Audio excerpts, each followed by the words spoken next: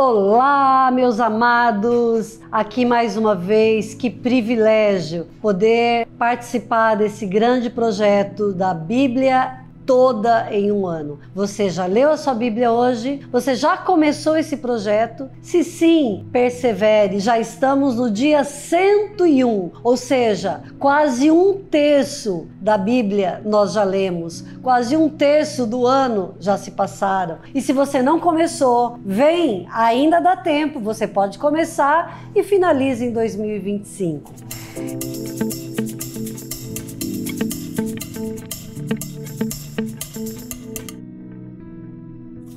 Então, continuando aqui na leitura de Deuteronômio 15, nós vamos ver o Moisés falando a respeito de várias maneiras dos israelitas viverem conforme o Senhor orientava. Então ele vai falar aqui sobre cancelamento de dívida, aqueles que eram endividados, havia um ciclo para que essa dívida fosse cancelada. Aqui no Brasil, há um dia, o dia do consumidor, onde você pode renegociar sua dívida. Então veja, Deus não gosta de dívidas. Coloque-se diante de Deus e resolva essa situação para que você possa viver todos os dias, quando você colocar sua cabecinha no travesseiro, dormir em paz o sono do justo. E nesse texto, ele vai falar muito sobre generosidade. Ele ensina a generosidade, onde um israelita deveria contribuir e ajudar aquele necessitado. E ele sempre vai nos surpreender quando nós agimos com generosidade.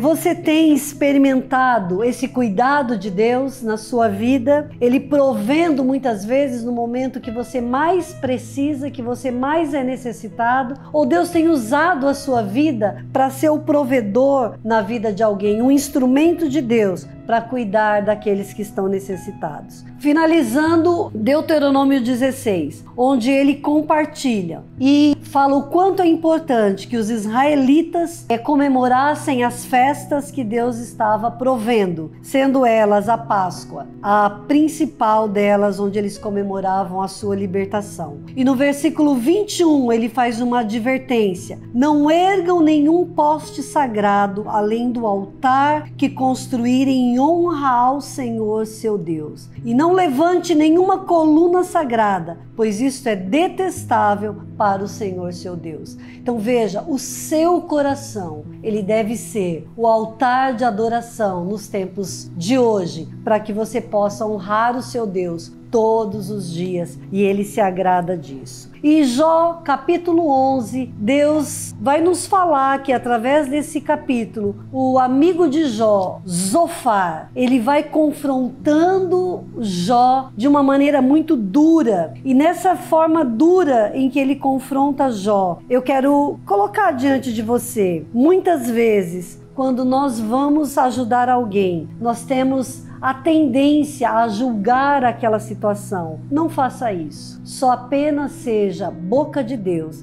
E se você não tiver nada para falar, seja um ombro amigo, onde você possa dar aquele abraço e as pessoas se sentirem amadas, queridas, e que possam saber, que elas possam contar com você. Esse amigo de Jó, ele realmente era amigo, porque quando ele viu a situação de Jó, ele chorou daquela situação. Mas no decorrer de toda luta e de toda dor, ele vai julgando Jó. E isso não é agradável ao coração de Deus. E muitas vezes aquele que precisa da ajuda, ele precisa apenas que você olhe com os olhos de Jesus. E para finalizar a nossa leitura de hoje, também um grande privilégio é falar de Atos, capítulo 2, do versículo 14 ao versículo 47. Nesses versículos que nós vamos ler aqui, é a pregação de Pedro. Pense bem, ele era um homem inculto, um pescador, sem muita leitura, mas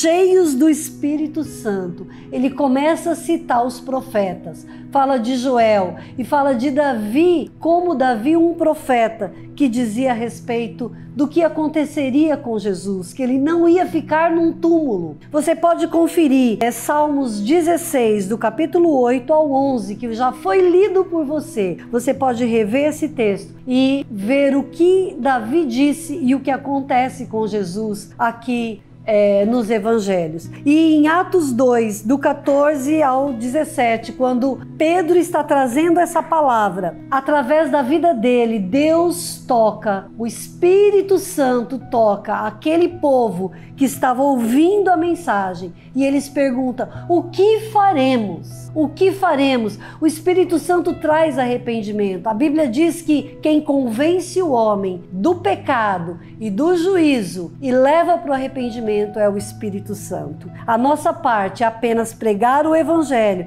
como Pedro. Então aqui o Espírito Santo convence 3.000 pessoas, se arrependem e desce as águas do batismo. Então ele traz o arrependimento e a salvação. E Deus vai acrescentando. E quando você continua os versículos seguintes, no capítulo 2, você vai vendo que eles viviam em unidade e em comunhão. Então, qual é a nossa parte em tudo isso que Deus espera de nós? É que nós, os cristãos, vivamos em comunhão, vivamos em unidade e preguemos o Evangelho, porque à medida que você vive em unidade e você prega o Evangelho, é o Senhor quem acrescenta todos aqueles que Ele vai atraindo para si. E você faz parte dessa missão. Viva em unidade, pregue o Evangelho, porque dessa maneira o Cristo vivo é passado, ensinado para todos aqueles que precisam. E o restante, a outra parte, é com Deus. Então, meu querido, seja um canal de Deus. Compartilhe esse vídeo, pregue o Evangelho, insista com as pessoas que ouçam essas mensagens e sejam cheias, se arrependam e conheçam o Deus vivo e possa desfrutar os melhores dias nessa terra. Até mais, Deus abençoe, tenha um dia abençoado em nome de Jesus.